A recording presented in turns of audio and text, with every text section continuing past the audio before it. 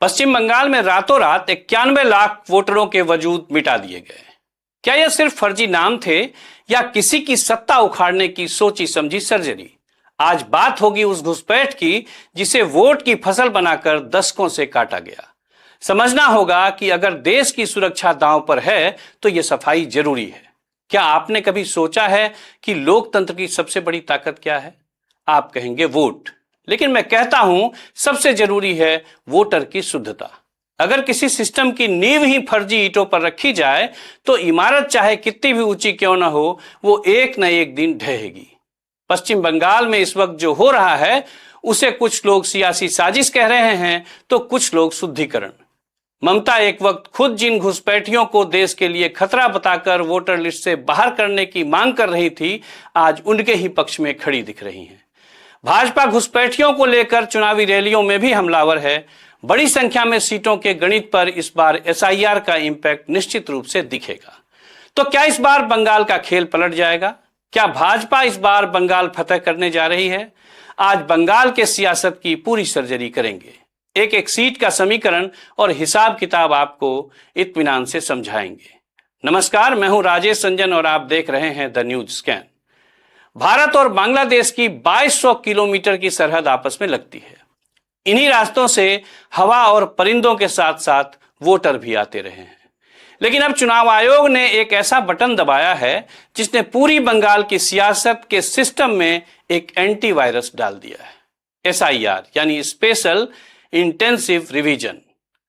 इसके तहत 91 लाख नाम वोटर लिस्ट से काट दिए गए हैं। यह महज एक संख्या नहीं है, यह एक चेतावनी है। यह उन लोगों के लिए झटका है जो दशकों से घुसपैठ को वोट की खेती समझकर काट रहे थे। आज हम किसी का पक्ष लेने नहीं बल्कि देश का पक्ष रखने आए हैं। अगर घुसपैठिए थे तो उन्हें बाहर जाना ही चाहिए, इसमें कोई किंतु परंतु नहीं होना चाहिए। आज बात होगी उसी 12% आबादी की जो रातों रात बंगाल के वोटर लिस्ट से गायब हो गई। आइए अब जरा विस्तार से उस गणित को समझते हैं जिसे समझने में नेताओं के पसीने छूट रहे हैं। 2021 के चुनाव में ममता बनर्जी ने 213 सीटें जीतकर इतिहास रच दिया था। बीजेपी 77 सीटों पर थी। फासला 10% वोट शेयर का था। लेकिन सियासत परसेंटेज से नहीं, मार्जिन से चलती है। बंगाल में 294 सीटें हैं।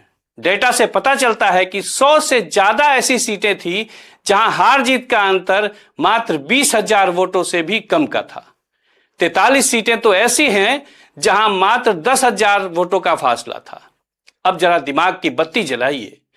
इस तरह की तमाम सीटों पर अगर औसतन 25 से 30,000 वोटर कम हो जाएं तो क्या उन 43 सीटों का परिणाम वही रहेगा?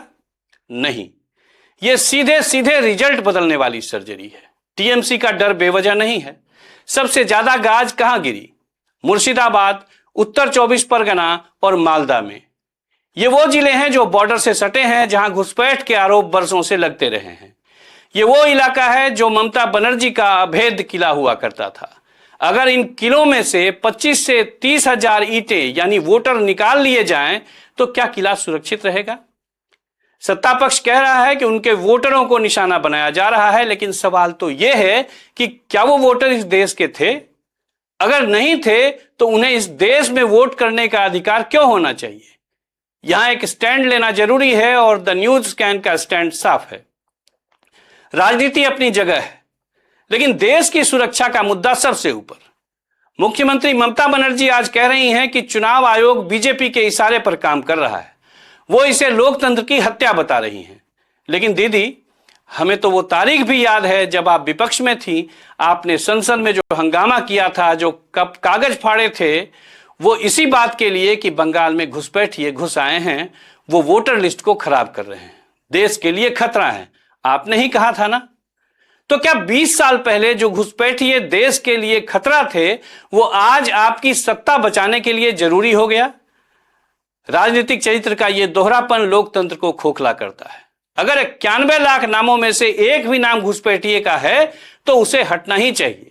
भारत कोई धर्मशाला नहीं है जहां कोई भी आए और तय करे कि हमारे देश में, हमारे राज्य में सरकार कौन चलाएगा।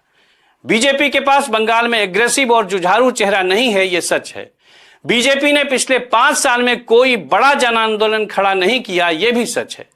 लेकिन क्या विपक्ष की कमजोरी घुसपैठ को वैध बना देगी? बिल्कुल नहीं। मुद्दा भ्रष्टाचार या बेरोजगारी नहीं रह गया है। मुद्दा यह है कि क्या इस देश का वोटर लिस्ट शुद्ध है, साफ है? मैं पश्चिम बंगाल में तमाम जगहों पर गया, तमाम जिलों से लेकर शहरों तक, गांवों तक घूमा। ग्राउंड फैक्ट्स के आधार पर आज 25 सीटों की बात करेंगे जो 2026 का ट्रेंड तय करेंगी। ये वो सीटें हैं जो कुरुक्षेत्र बनने वाली हैं। उत्तर बंगाल की कूच बिहार, दिनहाटा, माथाभांगा, अलीपुरद्वार, फालाकाटा, जलपाईगुड़ी, इस्लामपुर और चोपड़ा सीटों पर 2021 में भाजपा मजबूत थी, लेकिन एसआईआर के बाद यहां समीकरण पूरी तरह बदल सकते हैं। इन इलाकों में इनफिल्ट्रेशन नैरेटिव सबसे ज्यादा है। अगर यहां 20 से 30 हजार नाम कटे हैं तो बीजेपी अपनी बढ़त को 5 से 10 सीटों तक बढ़ा सकती है। इसे नोट कर लीजिए। यहां मुद्दा विकास नहीं, नागरिकता का है। अब चलते हैं साउथ बंगाल बॉर्डर बेल्ट, यानी दीदी की सत्ता का पावर हाउस। यहां 10 सीटें हैं। यह वो इलाका है जहां ममता बनर्जी की सत्ता की जड़ें सबसे गहरी है। यहां मतुआ और मुस्लिम वोटर जीत और हार तय करते हैं। मतुआ पारंपरिक हिंदू समुदाय है। इसे मानने वाले 1947 में भारत की आजादी और 1971 में बांग्लादेश के मुक्ति संग्राम के बाद अलग अलग समय में बड़ी संख्या में भारत आए। यहां बनगांव, बगदा, गायघाटा, बशीरहाट, देगांगा, कृष्णानगर, रानाघाट, चकदा, डायमंड हार्बर और कैनिंग सीटें आती है। सबसे ज्यादा डिलीशन इसी इलाके में रिपोर्ट हुआ है। अगर ये नाम वापस नहीं जुड़े तो टीएमसी को यहां 15 से 25 सीटों का भारी नुकसान हो सकता है। यह इलाका ही 2026 का किंग मेकर बनेगा। अब बात सेंट्रल बंगाल की करते हैं। यहां 4 सीटें हैं। यहां अल्पसंख्यकों की आबादी ज्यादा है और डॉक्यूमेंटेशन की समस्या सबसे विकट है। ये सीटें हैं डोमकल, जंगीपुर, इंग्लिश बाजार और सूरी। यहां लड़ाई त्रिकोणीय हो सकती है। टीएमसी का वोट कटने से कांग्रेस या लेफ्ट को संजीवनी मिल सकती है, लेकिन सीधा फायदा बीजेपी की झोली में जाने की संभावना ज्यादा है। अब बात करते हैं जंगल महल और शहरी बेल्ट की। यहां 3 सीटें हैं। यहां साइलेंट स्विंग है। इस क्षेत्र में आदिवासी और प्रवासी वोटर ज्यादा हैं। ये सीटें हैं बलरामपुर, बंदवान और झारग्राम।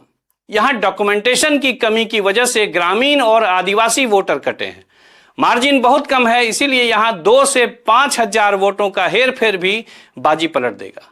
जरा सोचिए, इन 25 सीटों का यह डाटा सिर्फ नंबर नहीं है, ये वो चाबियां हैं जिसने बंगाल की सत्ता का ताला खुलेगा।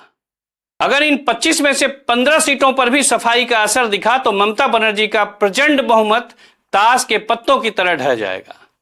हमारा डाटा प्रोजेक्शन कहता है कि बीजेपी 130 सीटों के आसपास पहुंच सकती है, जबकि टीएमसी 170 के आसपास संघर्ष करती दिखेगी।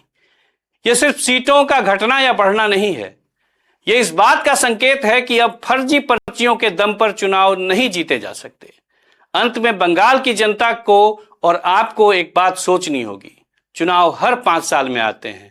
नेता आते हैं, वादे करते हैं और चले जाते हैं, लेकिन जो वोटर लिस्ट आज तैयार हो रही है वो तय करेगी कि आने वाले 50 साल में आपका बंगाल कैसा होगा।